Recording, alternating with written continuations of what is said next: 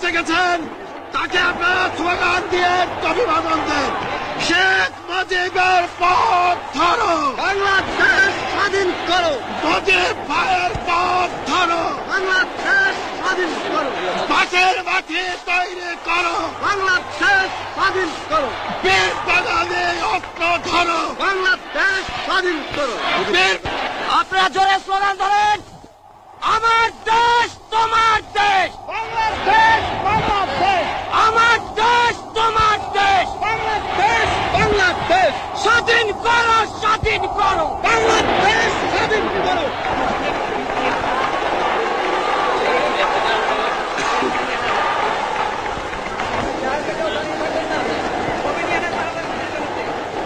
ভাইরা আমার, আজ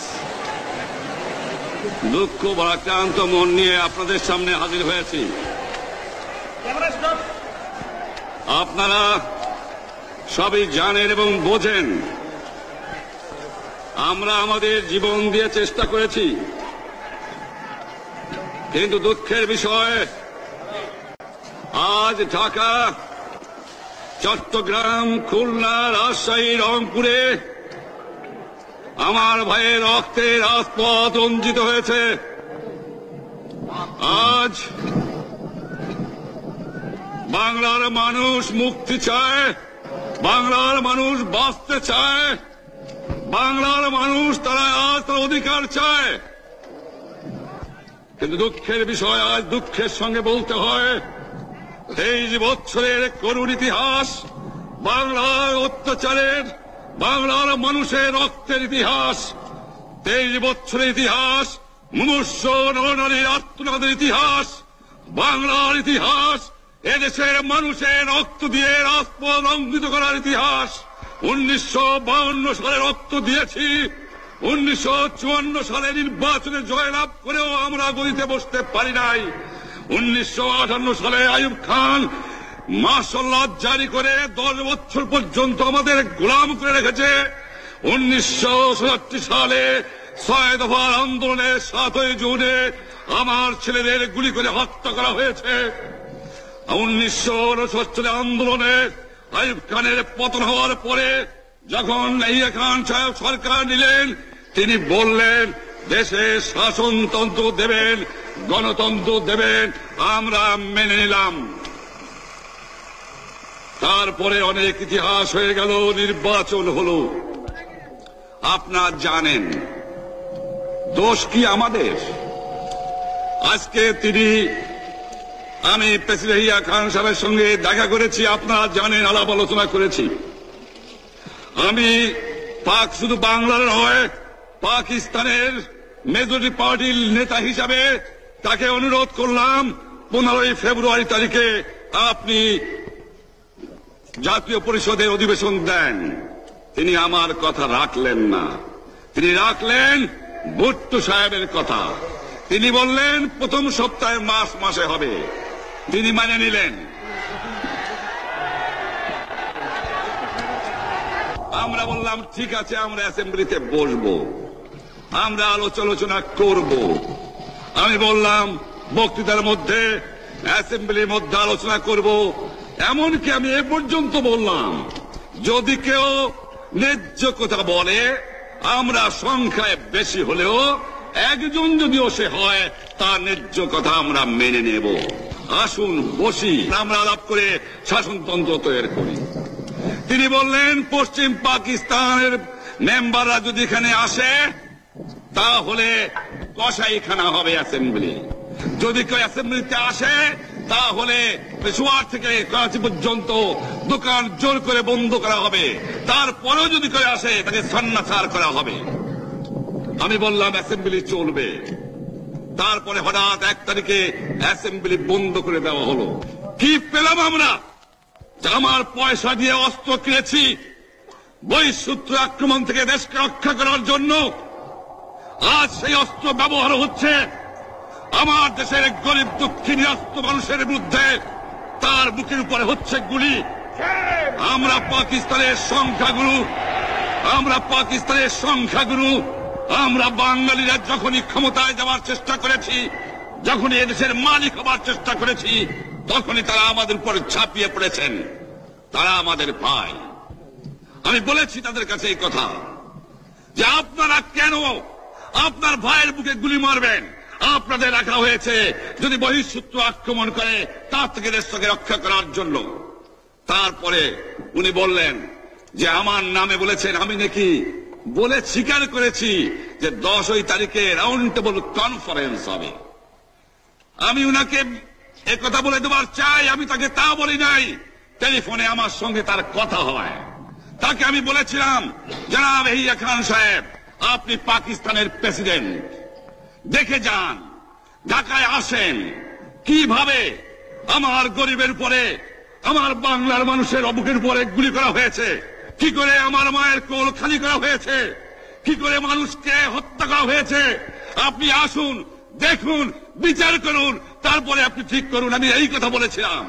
হঠাৎ আমার সঙ্গে পরামর্শ না করে বা আমাদের সঙ্গে আলোচনা না করে 5 ঘন্টা গোপনে বৈঠক করে যে বক্তৃতা তিনি করেছেন এবং যে বক্তৃতা করে অ্যাসেম্বলি করেছেন, সমস্ত দোষ তিনি আমার উপরে দিয়েছেন, বাংলার মানুষের উপরে দিয়েছেন।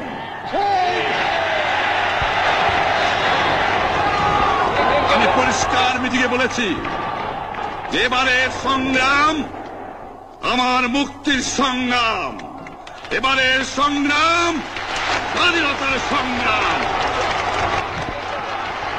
আমার 25 তারিখে অ্যাসেম্বলি কল করেছে, রক্তের দাগ শুকায় নাই। আমি 10 তারিখে বলে দিয়েছি যে ওই শহীদের রক্তের উপর দিয়ে পাড়া দিয়ে আরটিসিতে মুজিবুর রহমান যোগদান করতে পারে না। অ্যাসেম্বলি কল করেছেন, আমার দাবি মানতে হবে। প্রথম সামরিক আইন মার্শাল ল উদ্ধ করতে হবে, সমস্ত সামরিক বাহিনীর লোকদের ব্যারাকে ফেরত দিতে হবে, যেভাবে হত্যা করা হয়েছে তার তদন্ত করতে হবে, আর জনগণের প্রতিনিধির কাছে ক্ষমতা হস্তান্তর করতে হবে। তারপরে বিবেচনা করে দেখব আমরা অ্যাসেম্বলিতে বসতে পারবো কি পারবো না। এর পূর্বে অ্যাসেম্বলিতে বসার, আমরা অ্যাসেম্বলিতে বসতে আমরা পারি না। জনগণ সে অধিকার আমাকে দেয় নাই। ভাইয়েরা আমার, তোমরা আমার উপর বিশ্বাস আছে? আমি প্রধানমন্ত্রিত্ব চাই না, আমরা দেশের মানুষের অধিকার চাই। আর যদি একটা গুলি চলে, আর যদি আমার লোকের উপর হত্যা করা হয়, তোমাদের উপর কাছে আমার অনুরোধ রইল, প্রত্যেক ঘরে ঘরে দুর্গ করে তোলো।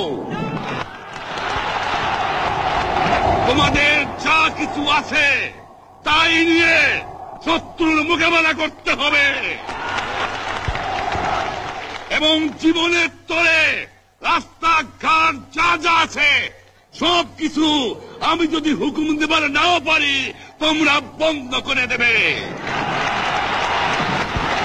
তোমরা আমার ভাই, তোমরা ব্যারাকে থাকো, কেউ তোমাদের কিছু বলবে না, কিন্তু আর আমার বুকের উপর গুলি চালাবার চেষ্টা করো না, ভালো হবে না। 7 কোটি মানুষকে চাপা রাখতে পারবো না। আমরা যখন মরতে শিখেছি তখন কেউ আমাদের দবাতে পারবে না। যে পর্যন্ত আমার এই দেশের মুক্তি না হবে, খাজনা ট্যাক্স বন্ধ করে দেওয়া হলো, কেউ দেবে না। তবে অনুরোধ করছি, আপনারা আমাদের ভাই, আপনারা দেশকে একেবারে জাহান্নামে ধ্বংস করে দিয়েন না। জীবনে আর কোনদিন আপনাদের মুখ দেখা দেখি হবে না।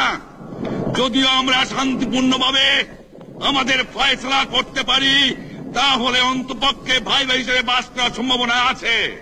সেই জন্য আপনাদের অনুরোধ করছি, আমার এই দেশে আপনারা মিলিটারি শাসন চালাবার চেষ্টা আর করবেন না। দ্বিতীয় কথা, প্রত্যেক গ্রামে, প্রত্যেক মহল্লায়, প্রত্যেক ইউনিয়নে, প্রত্যেক সাব ডিভিশনে আওয়ামী লীগের নেতৃত্বে সংগ্রাম পরিষদ গড়ে তোলো এবং তোমাদের যা কিছু আছে তাই নিয়ে প্রস্তুত থাকো। মনে রাখবা, রক্ত যখন দিয়েছি, রক্ত আরো দেব, এদেশের মানুষকে মুক্ত করে ছাড়বো ইনশাআল্লাহ। এবারে সংগ্রাম আমাদের মুক্তির সংগ্রাম, এবারে সংগ্রাম স্বাধীনতার সংগ্রাম। আপনারা আমার উপরে বিশ্বাস নিশ্চয়ই রাখেন। জীবনে আমার রক্তের বিনিময়েও আপনাদের সঙ্গে বেইমানি করি নাই। প্রধানমন্ত্রিত্ব দিয়ে আমাকে নিতে পারে নাই, ফাঁসি কাস্টে আসামি দিয়ে আমাকে নিতে পারে নাই। যে রক্ত দিয়ে আপনারা আমার একদিন জেলের থেকে বার করে নিয়ে এসেছিলেন, এই রেসকোর্স ময়দানে আমি বলেছিলাম আমার রক্ত দিয়ে আমি রক্তের ঋণ শোধ করবো, মনে আছে? আমি রক্ত তোমার জন্য প্রস্তুত। আমাদের মিটিং এইখানেই শেষ। আসসালামু আলাইকুম। জয় বাংলা। বীর বাঙালি অস্ত্র ধরো।